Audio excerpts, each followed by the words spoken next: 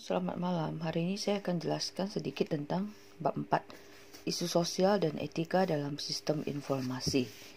Nah, di sini ada kasus pembuka membidik perilaku, yaitu hal-hal pribadi Anda adalah sasarannya. Nah, pernah merasa seseorang membuntuti Anda di situs web, mengamati apa yang Anda klik?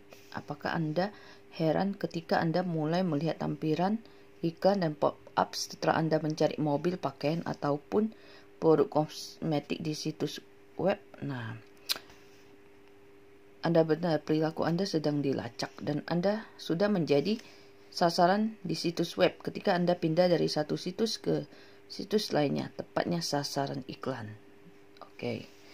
Jadi seberapa sering pelacakan perilaku online terjadi? Berdasarkan beberapa penggalan artikel yang diterbitkan Wall Street, peneliti menguji file yang dilacak pada 50 situs web paling populer di Amerika Serikat. Ya, hasilnya sistem pengawasan atau pelacakan secara luas. Oke. Nah, pertumbuhan kekuatan jangkauan dan ruang lingkup tindakan pelacakan sudah memancing perhatian kelompok-kelompok pribadi, anggota Kongres, dan Komisi Perdagangan Federal. Ya. Baru-baru ini memang belum ada hukum dan aturan di Amerika Serikat yang melarang perusahaan memasang file pelacakan di komputer Anda dan menggunakan informasi tersebut sesuka hati mereka. Namun situasi ini perlahan mulai berubah. Oke. Kemudian kita lanjut ya. Ini bisa kamu baca sendiri kasus pembukanya ya. Nah, pertumbuhan penggunaan teknik membidik itu membuktikan bahwa teknologi bisa menjadi pedang bermata dua. Ia bisa menjadi sumber yang memberi banyak manfaat, ya, tetapi juga dapat menciptakan peluang dalam menyerang area pribadi Anda dan menggunakan informasi yang diperoleh secara tidak bertanggung jawab tersebut dengan berbagai cara. Oke. Kita lihat bagian 4.1, memahami isu sosial dan etika yang berkaitan dengan sistem. Dalam 10 tahun belakangan ini, kita sudah menyaksikan masalah etika yang paling menantang bagi Amerika Serikat dan bisnis global lainnya. Ya. Nah, contoh terkini dari kegagalan penilaian etika oleh manajer senior ya. Satu contoh ya. Nah, Barclays Bank, salah satu bank terbesar di dunia, mengakui memanipulasi patokan tingkat suku bunga yang ditetapkan oleh LIBOR untuk menyokong posisi perdagangannya di pasar saham serta membentuk persepsi media terhadap kesehatan finansial yang dialaminya. Nah, dan seterusnya bisa kamu baca ya. Nah, isu etika menjadi begitu penting semenjak kemunculan internet dan perdagangan elektronik. Masalah etika lainnya yang ditekankan terkait dengan sistem informasi adalah membangun konsekuensi yang dapat diukur dalam sistem informasi, menentukan standar untuk menjaga kualitas sistem yang melindungi keamanan individu dan masyarakat, serta mempertahankan nilai dan institusi yang dianggap penting bagi kualitas hidup di dalam masyarakat yang informatis. Kemudian kita lihat mode pemikiran tentang isu etika sosial dan politis.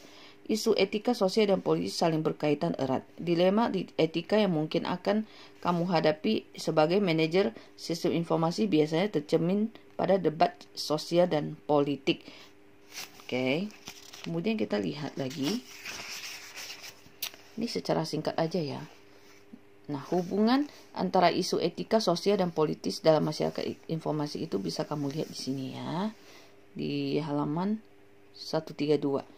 Kemudian 5 dimensi moral di era informasi, ya.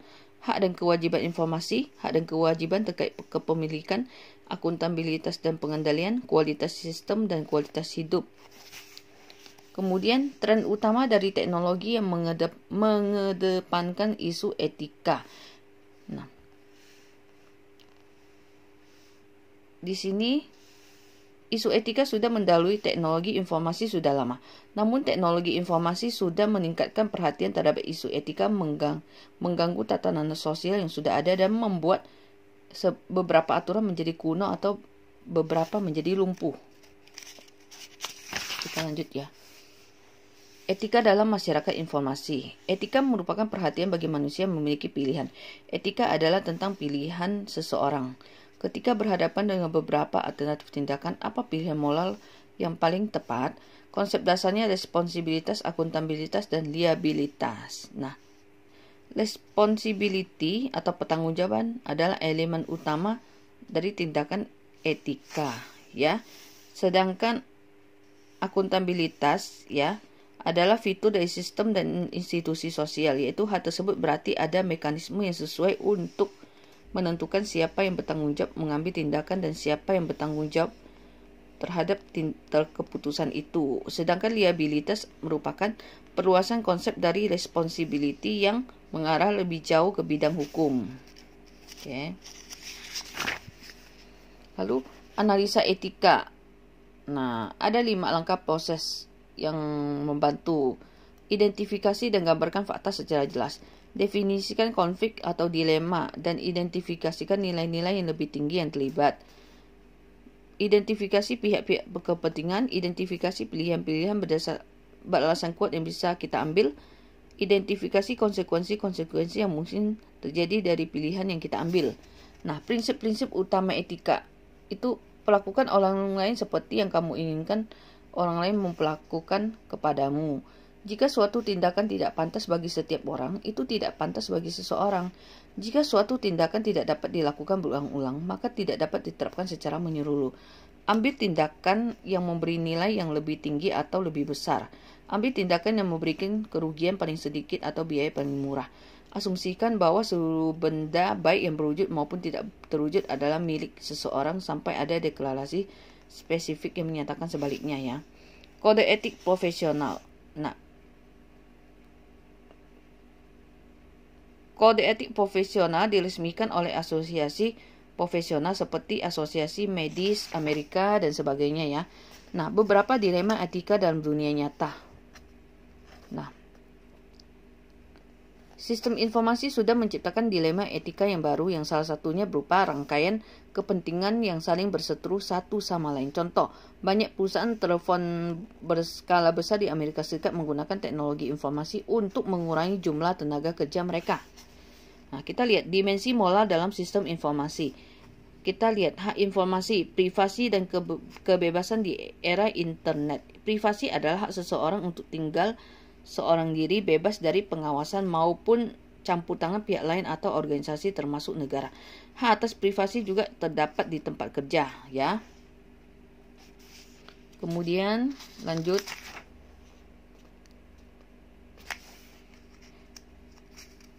Instruksi Eropa mengenai perlindungan data. Di Eropa, perlindungan terhadap privasi lebih ketat daripada di Amerika. Tidak seperti di Amerika Serikat, negara Eropa tidak mengizinkan perusahaan untuk menggunakan informasi pribadi milik seseorang tanpa sepengetahuan orang itu, ya. Kita lihat lagi, tantangan internet terhadap privasi. Teknologi internet sudah menghadirkan tantangan baru bagi perlindungan privasi seseorang. Informasi yang dikirim pada jaringan luas ini akan melewati berbagai macam sistem berbeda yang dapat memantau, memenangkan dan menyimpan setiap pertukaran informasi yang melewatinya. Kemudian, hak kekayaan, yaitu kekayaan intelektual, ya. Rahasia kekayaan intelektual dianggap sebagai harta tak berwujud yang diciptakan oleh seseorang ataupun organisasi. Rahasia dagang. Nah, setiap produk hasil karya intelektual, yaitu sebuah formula, perangkat, pola, atau kompilasi data yang digunakan untuk tujuan bisnis dapat digolongkan sebagai rahasia dagang. Oke. Kemudian kita lihat sesi teknologi. Di sini ada bacaan, hidup di dalam jaringan teknologi. iPhone menjadi iTrack, ya. Di sini pengantarnya. Teknologi baru yang ditemukan pada smartphone dapat mengidentifikasi lokasi keberadaan Anda. Dan hal itu melibatkan dana yang besar untuk menciptakan teknologi itu. Dengan menggunakan serangkaian langkah terprogram sehingga memungkinkan keberadaan Anda diketahui sepanjang hari. Kemudian melaporkan informasi ini ke database perusahaan. Memelihara dan menganalisis informasi itu serta menjualnya ke perusahaan periklanan, ya. Kemudian kita lihat ada soal 3 soal, bisa coba-coba kamu kerjakan setelah membaca kasus. Kemudian hak cipta. Hak cipta adalah hak yang dijamin oleh undang-undang untuk melindungi pencipta karya intelektual dari tindakan duplikasi yang dilakukan oleh pihak lain dengan tujuan apapun sepanjang hidup pencipta karya itu ditambah 70 tahun sesudah kematiannya ya. Kemudian paten. Paten mengizinkan pemiliknya melakukan monopoli eksklusif terhadap ide di balik penemuan yang diperolehnya selama 20 tahun. Kemudian tantangan bagi hak kekayaan intelektual, ya. Penyebaran jaringan elektronik termasuk internet sudah mempersulit perlindungan terhadap kekayaan intelektual.